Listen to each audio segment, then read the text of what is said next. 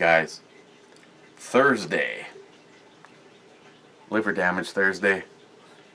Not quite sure if I'll be able to outdo Wednesday, but we'll see. Yes, Bulwark 1911. The beer reviewing today. I know for a fact that if I was to piss into a alcohol detector this morning, I would have been more than the 2.8% for the Mikkeller Hop On Dry Hopped. 2.8%. Kind of makes me wonder. I mean, I only got it because I was like, what? So, yeah. There's a bunch of questions, but I enjoy drinking, so we'll do that as we discuss. What do you open a pussy beer with? A DJ Alkaline one opener. Oh, sorry, HempSeedAddict.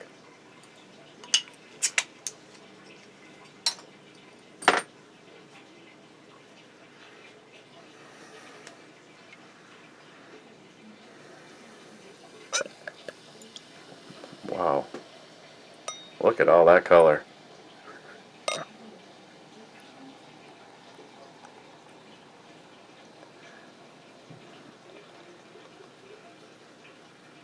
It's like a Canada Dry Ginger Ale has got more color than this. Okay, well, as you can see, it looks like urine. Plenty of head. Smells like sour lemon. A little bit of citrus.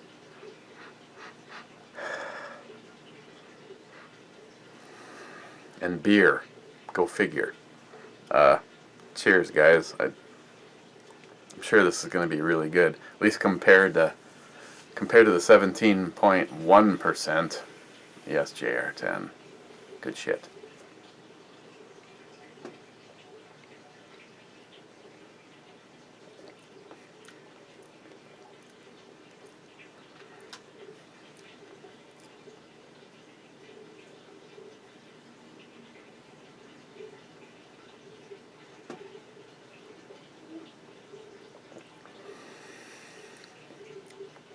Where's Shelby when you need her? Okay, I have a recommendation. If you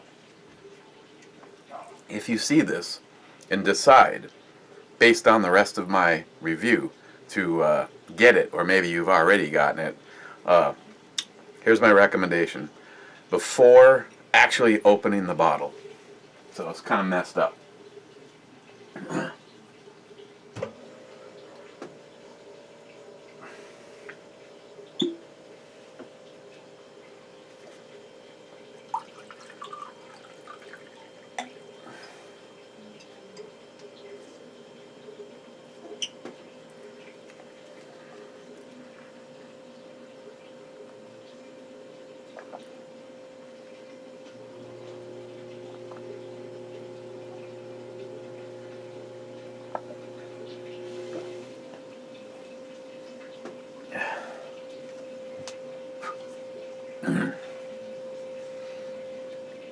Wait.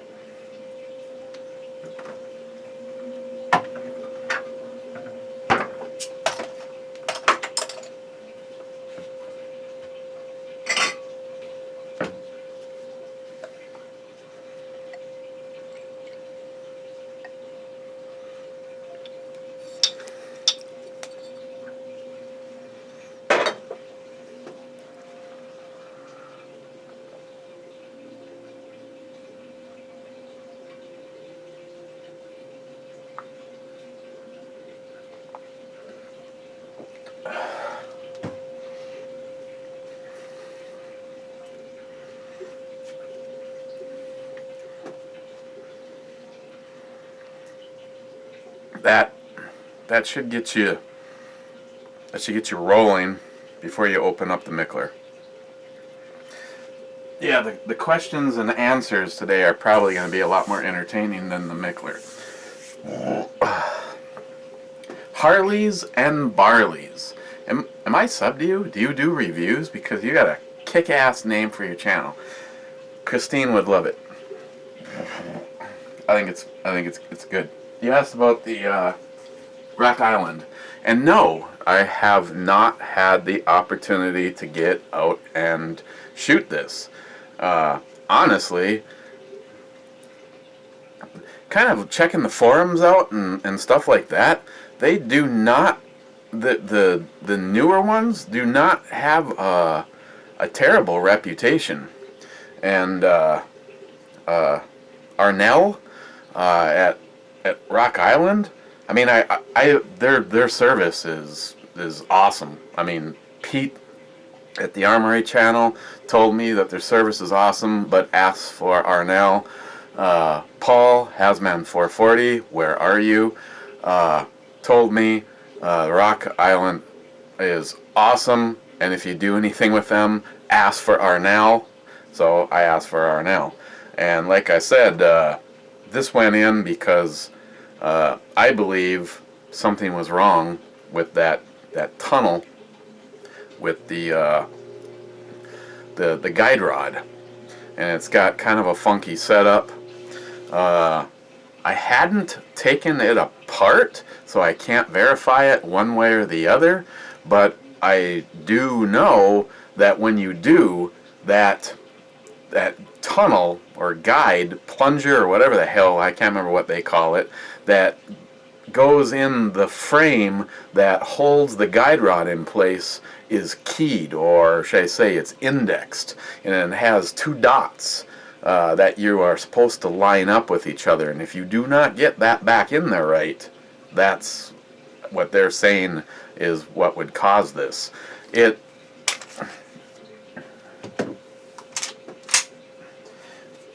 feels awesome. I mean, the only way it could feel any better is if it had some fuzz on it.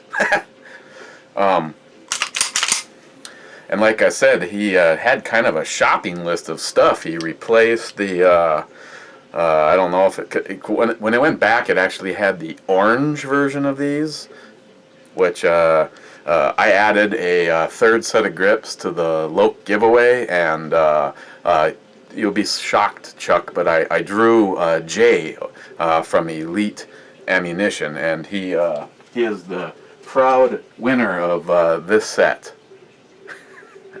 These are mine, and I was contemplating hanging on to them, but actually I wanted to do something nice for Jay, and I told him I'd get him a set, but he says he likes these. If you change your mind, Jay, I'll get you something else, but these I'll be putting in the mail hopefully tomorrow for him. Me and Samantha had to go do a little Christmas shopping. Picked up Christine's present today. Well, didn't pick it up. It'll be delivered the day before Christmas. I'd tell you, but then I'd have to kill you. Let's see.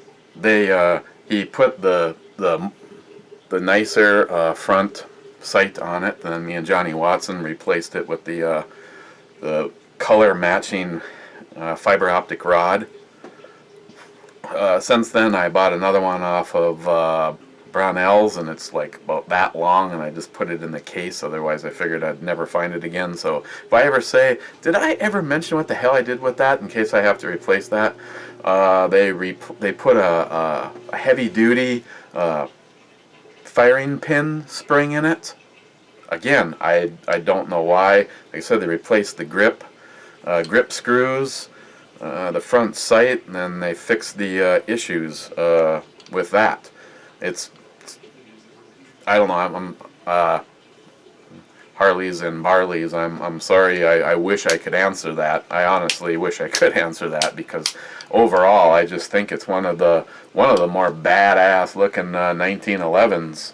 Just kind of looks like a competition, like a race gun. And like I said, I know you're waiting on me to find out if it's going to stay reliable or not. But all I can say is, if it's the only thing that you have and it's your defense gun, I guess that's one thing. If you're just getting it to add to your collection, don't be afraid because of the unbelievable service they have. I mean, I'd like to do a video over at the other channel and just kind of show it and then take it with some shooting stuff, and then I'd like to talk. I mean, I actually told Arnell when and the dude was awesome, gave me his email address, told me that I actually shipped it out before I knew to ask for him, and I called and I couldn't get him because he's like a mad scientist in a room just fixing shit like this,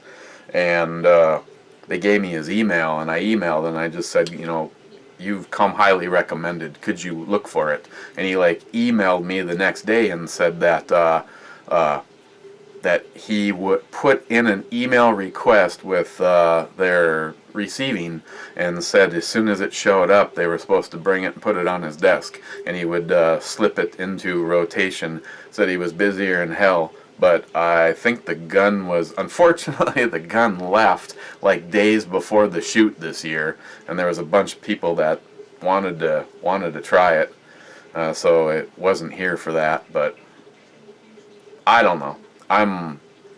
My thoughts are, what I mentioned to you guys, the other thing that was an issue is that they fixed also is on the last round it would lock open, and I don't like dropping the slide release on any of the guns. You are talking about dragging metal past metal. Go ahead, if it's yours, do what you want. For me, I don't like just dropping it, because the timer is running and you're only going to get so many of those. I always do the slingshot thing. Okay, it's got live rounds in it just for the safety patrol. It's got live rounds in it. I'm using those new ghost rounds, and before, you used to, if you just carefully just pulled it back, it would never drop and go forward like that.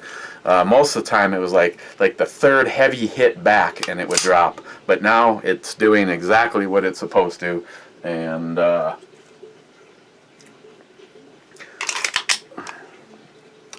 yeah, I'm sorry, man, I haven't had a chance to get it out, but I can tell you right now, I would have no problems. I would love more of them. Everybody I know that owns one, Paul, Hazman 440, he's got a couple of them, and just says they just go and go and go and go. Personally, with what I know about the 10mm, unless it was purpose-built, I foresee problems, because it's such a heavy-hitting round, especially if you've got someone that will endorse and stand behind shooting original spec stuff. Like my man Jeremy, we were just talking about this last night, and one of his videos slipped through. Actually, I don't watch any of his shit anyway. I gave him a whole bunch of my brother-in-law's reloads, and they're not hot. They are not hot reloads. They are simply loaded to original specs, unlike the pussy rounds that most manufacturers, like JR10, he's the one that turned me on to, now I'm drawing a blank, maybe it's the vodka, Underwood. He turned me on to Underwood, and Underwood sells good shit. If you look, if you're at the sporting goods section and you see American Eagle 10mm, just it's like pre-10mm. It's like 40 cal.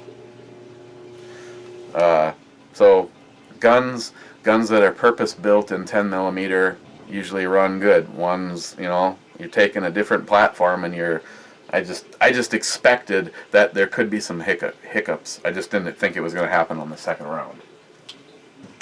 Okay, let's get back into this. 504 Dirt Dart. Yeah, it's hard to sit on beers and cellar them, but I've had several things that I just know for a fact that you put a little age on them and the dynamics changed. It's the weight that I hate, which is why I don't know if I'm ever going to get into home brewing. I need to get off my ass and do those kits, but I just, for me, it's kind of like going hunting. I love guns. I'm just not really a hunter. You want me to go with you, tag a deer, help, help me carry it out or get it out of the woods, and then you can have the animal. It's not a PETA thing. It's like I just, she comes from a house where everything was driven over or shot or caught, and she's just done doing that. So if I brought a deer home, I would have no place to put it.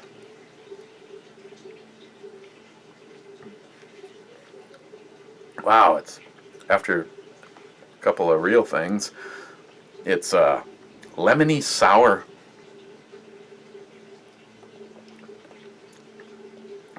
With a little bit of hoppiness to it.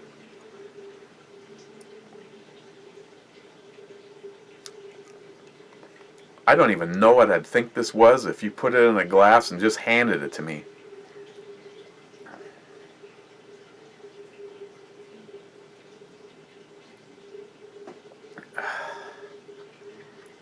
So after J55 Iron Pig, the next time we have our little secret hotel rendezvous, it's my turn to bring the plastic wrap. Okay.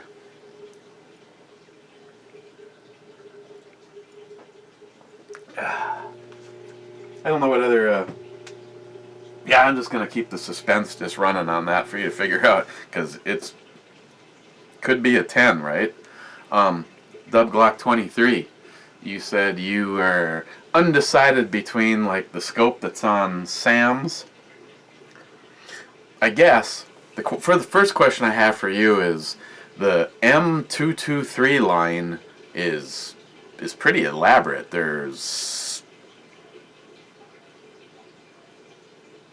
got to be 5 or 6 different things.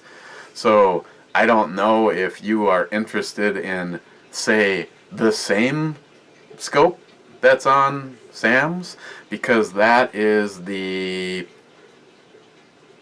4-16 power, and that one I got a deal on it through BandEBrewReviews Planet and paid $420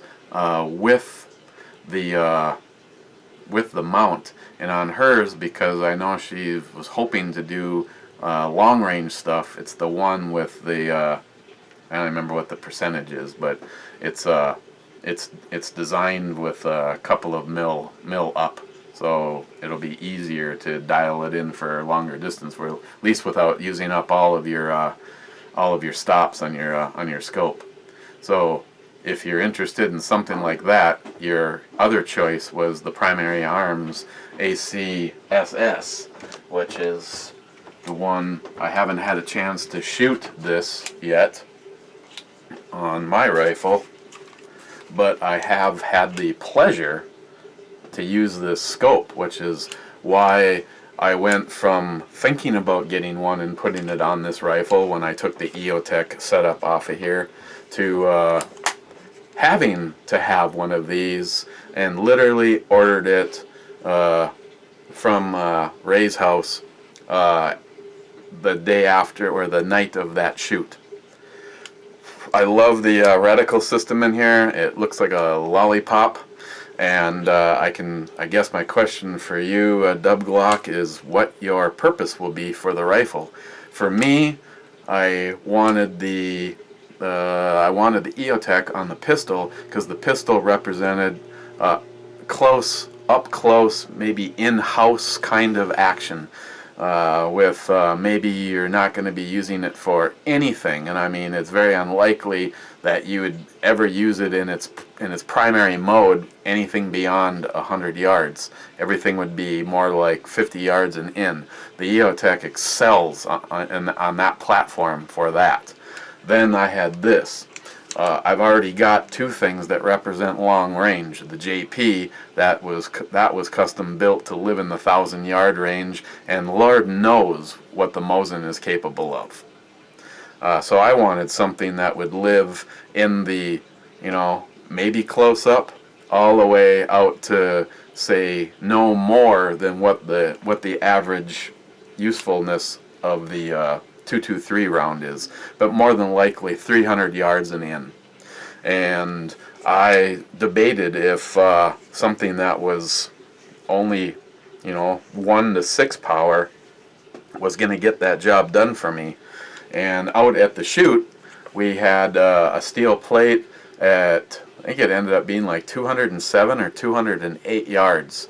And with this, on a 223, you could hit that plate all day long.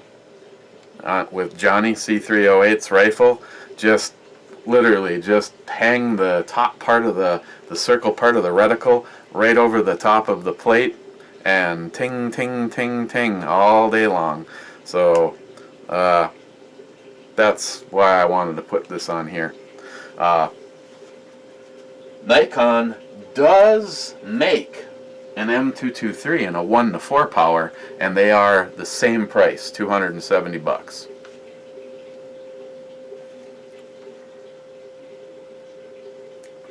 You can also get the M223 in, I'm trying to think of, there's the 1 to 4, there's a 3 to 9, a 4 to 12. Now I don't know why there's such a huge difference in price. I think I looked it up on Amazon when I was debating for hers, and you could get the 3 to 9 for $200, the 4 to 12 for the $250, and then it was anywhere, like the average price was $450 for that 4 to 16. So I guess it depends on what you really plan on doing with the setup. I haven't seen what the reticle setup is in the Nikon's version, but I will say Nikon has nice glass.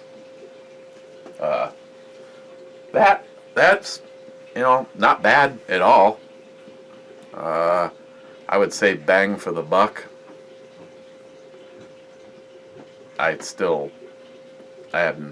Even though I haven't shot it on there, having shot it on 2 different rifles, Ed's and Johnny's, that's actually getting to use it in that 0 to, in this particular case, the 208 yards all day long. Ding, ding, ding, ding.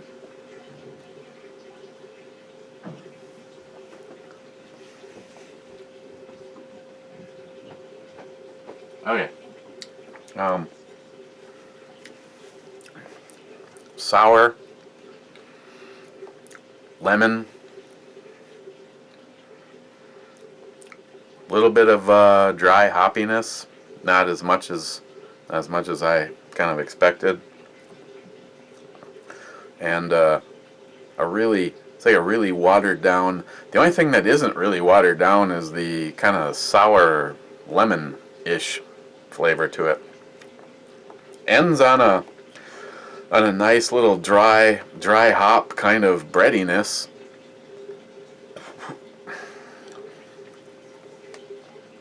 I think just for the fun of it, I'm going to give Mikkeller's Hop On a 2.8. See what I did right there?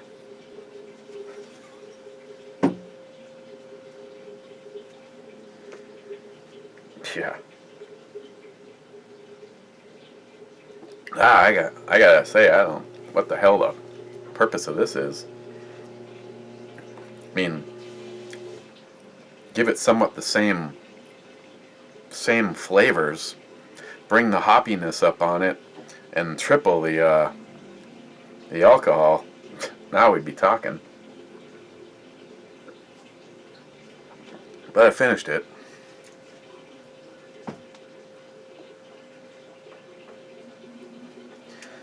What should we look at tomorrow? Friday. I don't know if it's going to be a real Friday for me or if it's going to be more like a Thursday. But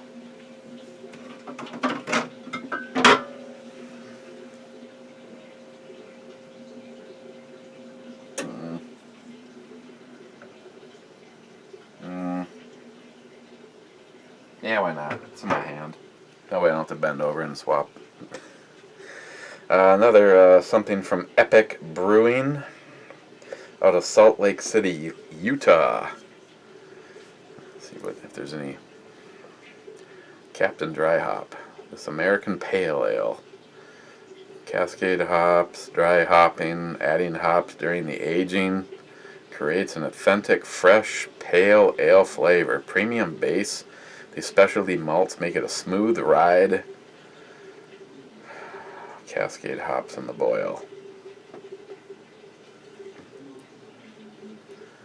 So it's going to be Captain Crumpton's Pale Ale, 5.8%.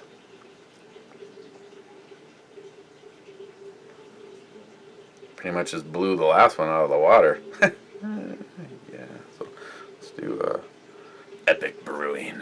Let's do this one tomorrow. And other than that, I think that just about covers everything. So, okay, guys. Hope that that answers all of the questions, and we will see you tomorrow. Should probably get off my ass and have some kind of a drawing for the 7 people that got in on the Low Grips giveaway.